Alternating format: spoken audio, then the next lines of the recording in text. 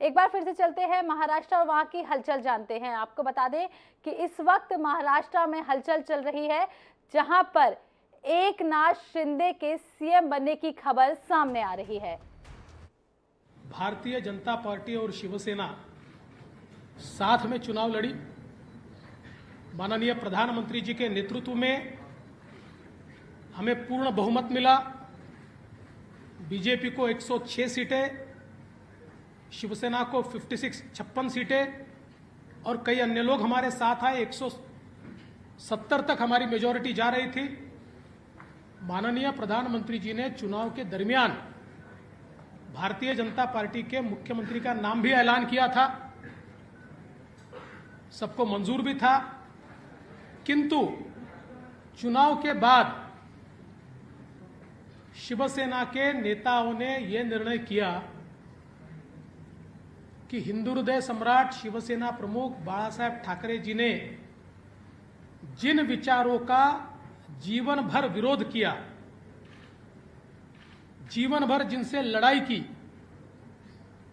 और जिनके बारे में वो कहते थे कि अगर इनके साथ जाना पड़ा तो मेरी दुकान बंद कर दूंगा, ऐसे लोगों के साथ अलायंस किया। और उसके बाद 2.5 साल हमने एक सरकार देखी जिसमें न कोई तत्व थे, न कोई विचार था, न कोई गति थी, न कोई प्रगति थी। जो सरकार चालू इंफ्रास्ट्रक्चर के प्रोजेक्ट्स को बंद कर रही थी, जो सरकार लगातार भ्रष्टाचार के आरोपों से लिप्त थी, जिस सरकार के 2 मंत्री मनी लॉन्ड्रिंग में जेल में गए, दाऊद के साथ रिश्ते। ज्यादा जानकारी के लिए हमारे साथ मुंबई से जुड़ रहे हैं अभिमन्यु शडोले, उनसे जानने की कोशिश करेंगे कि एकनाथ शिंदे बनेंगे महाराष्ट्र के मुख्यमंत्री। जी देखिए, अभी देवेंद्र फडणवीस ने एक प्रेस कॉन्फ्रेंस में आज, जैसा कि हमारे दर्शकों ने देखा, कि उन्होंने अनाउंस किया है कि एकनाथ शिंदे महाराष्ट्र के नए मुख्यमंत्री होंगे और आज शाम को वो अकेले मुख्यमंत्री पद की शपथ लेंगे। मंत्रिमंडल का विस्तार बाद में किया जाएगा। ये अभी तक का ताजा घटनाक्रम है और ये बहुत अप्रत्याशित घटनाक्रम है। शाम तक, अभी दोपहर तक ये अटकलें लग रही थी कि देवेंद्र फडणवीस के नेतृत्व में सरकार बनेगी, देवेंद्र फडणवीस मुख्यमंत्री बनेंगे और एकनाथ शिंदे उप मुख्यमंत्री होंगे। लेकिन अब बात पूरी तरह से बदल गई है। खुद देवेंद्र फडणवीस ने यह कहा है कि एकनाथ शिंदे मुख्यमंत्री बनेंगे और देवेंद्र फडणवीस सरकार से बाहर रहेंगे। यानी एकनाथ शिंदे जो शिवसेना विधायक दल को लेकर अलग हुए हैं, बीजेपी ने शिवसेना को समर्थन दिया है, ना कि शिवसेना बीजेपी में शामिल हुई है या बीजेपी की सरकार बनने जा रही है। यानी शिवसेना के विधायक दल के नेता एकनाथ शिंदे को बीजेपी विधायक दल सपोर्ट करेगा। जी अभिमन्यु, बहुत समय से पहले देवेंद्र फडणवीस का नाम सामने आ रहा था, लेकिन अचानक से एकनाथ शिंदे को महाराष्ट्र का मुख्यमंत्री बनाया जा रहा है। जी नहीं, लेकिन मुझे लगता है ये पूरा एक रणनीति का हिस्सा है और जिस तरह से शिवसेना का प्रभाव को कम करने की, उद्धव ठाकरे को प्रभाव को कम करने की एक और बड़ी कोशिश है, बड़ा दांव है ये जो बीजेपी ने खेला है। जी अभिमन्यु, आपका बहुत बहुत शुक्रिया पूरी जानकारी देने के लिए। आपको बता दें इस वक्त की महाराष्ट्र से बड़ी खबर निकलकर सामने आ रही है, जहां एकनाथ शिंदे बनेंगे महाराष्ट्र के मुख्यमंत्री। ये आवाज बुलंद की और आवाज बुलंद करके इन विधायकों ने ये कहा कि आप बाहर निकलिए, नहीं तो हम इनके साथ नहीं रहेंगे। और ऐसे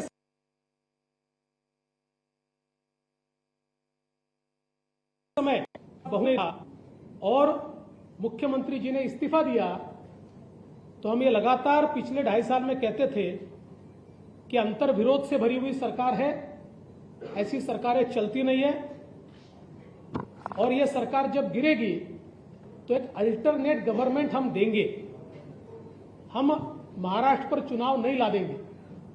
इसलिए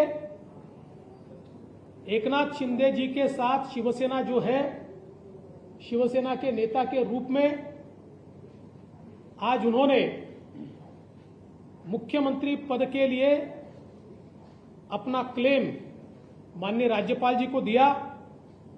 भारतीय जनता पार्टी के हमारे गुट ने उनको पूरा समर्थन दिया।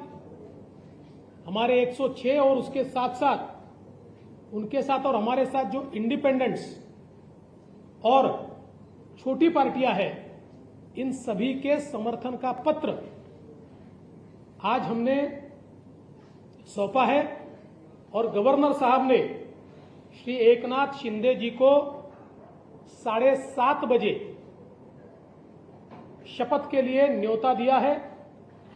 आज केवल एक ही शपथ होगी श्री एकनाथ शिंदे जी की, और फिर हम लोग सारी कार्रवाई करके उसका एक्सपांशन करेंगे। एक्सपांशन के समय शिवसेना के जो विधायक उनके साथ है, कुछ इंडिपेंडेंट्स है, हमारे 106 विधायक हैं। इनमें से जो ज्येष्ठ वरिष्ठ लोग हैं, जो हमारी पार्टी तय करेगी या उनकी पार्टी तय करेगी, ऐसे लोगों को मौका दिया जाएगा और मंत्रिमंडल का एक्सपांशन किया जाएगा। मैं इस सरकार को पूरे तरीके से सहयोग करूंगा।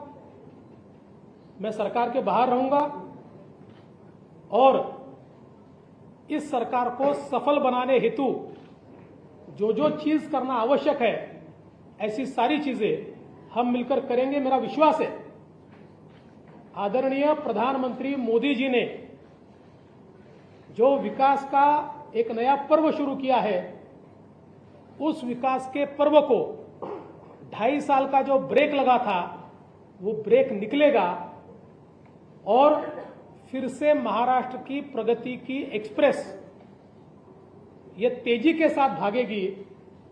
और उसके लिए मैं श्री एकनाथ शिंदे जी को बहुत बहुत बधाई देता हूं।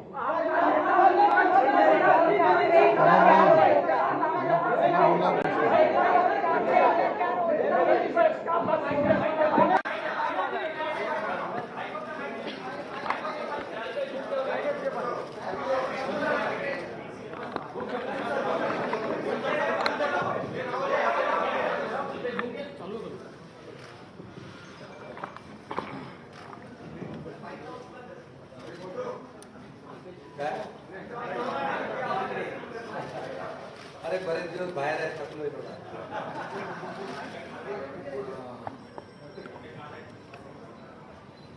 आजच्या पत्रकार परिषदेमध्ये उपस्थित राज्याचे विरोधी पक्षनेते देवेंद्र फडणवीस साहेब आणि सर्व इतर मान्यवर आणि पत्रकार बांधव भगिनी,